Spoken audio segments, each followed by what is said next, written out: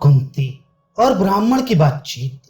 कुंती बोली, ब्राह्मण, आपको अपने ऊपर आए हुए इस भय से किसी प्रकार विषाद नहीं करना चाहिए। इस परिस्थिति में उस राक्षस से छूटने का उपाय मेरी समझ में आ गया। आपके तो एक ही नन्हा सा पुत्र और एक ही तपस्विनी कन्या है, अतः इन दोनों का तथा आपकी पत्नी का भी वहां जाना मुझे अच्छा नहीं लगता। विप्रवर, मेरे 5 पुत्र हैं, उनमें से एक आपके लिए उस पापी राक्षस की भली सामग्री लेकर चला जाएगा। ब्राह्मण ने कहा, मैं अपने जीवन की रक्षा के लिए किसी तरह ऐसा नहीं करूंगा। एक तो ब्राह्मण, दूसरे अतिथि के प्राणों का नाश मैं अपने तुच्छ स्वार्थ के लिए कराऊं, ये कदापि संभव नहीं है। ऐसा निंदनीय कार्य नीच और अधर्मी जनता में भी नहीं देखा जाता। उचित तो ये है कि ब्राह्मण के लिए स्वयं अपने को और अपने पुत्र को भी न्यौछावर कर दे। इसीलिए मुझे अपना कल्याण समझना चाहिए तथा यही मुझे अच्छा लगता है। ब्रह्म हत्या और आत्महत्या में मुझे आत्महत्या ही श्रेष्ठ जान पड़ती है। ब्रह्म हत्या बहुत बड़ा पाप है। इस जगत में उससे छूटने का कोई उपाय नहीं है।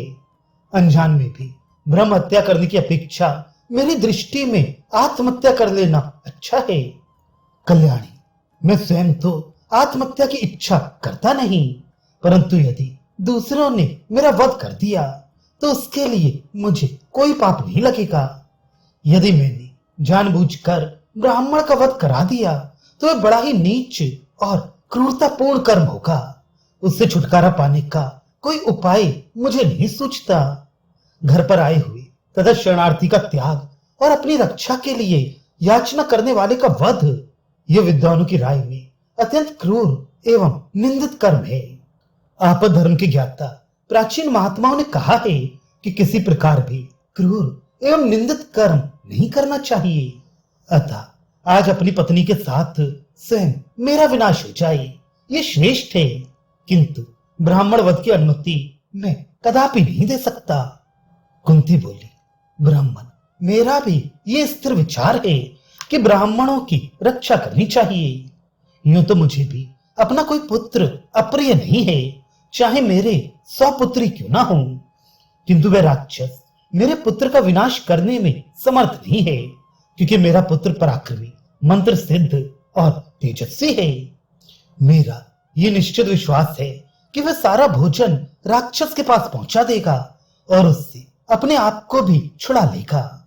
मैंने पहले भी बहुत से बलवान और विशालकाय राक्षस देखे हैं, जो मेरे वीर पुत्र से भिड़कर अपने प्राणों से हाथ धो बैठे हैं, परंतु ब्राह्मण, आपको किसी से भी किसी तरह ये बात कहनी नहीं चाहिए, नहीं तो लोग मंत्र सीखने के लोभ से कौतूहलवश मेरे पुत्रों को तंग करेंगे।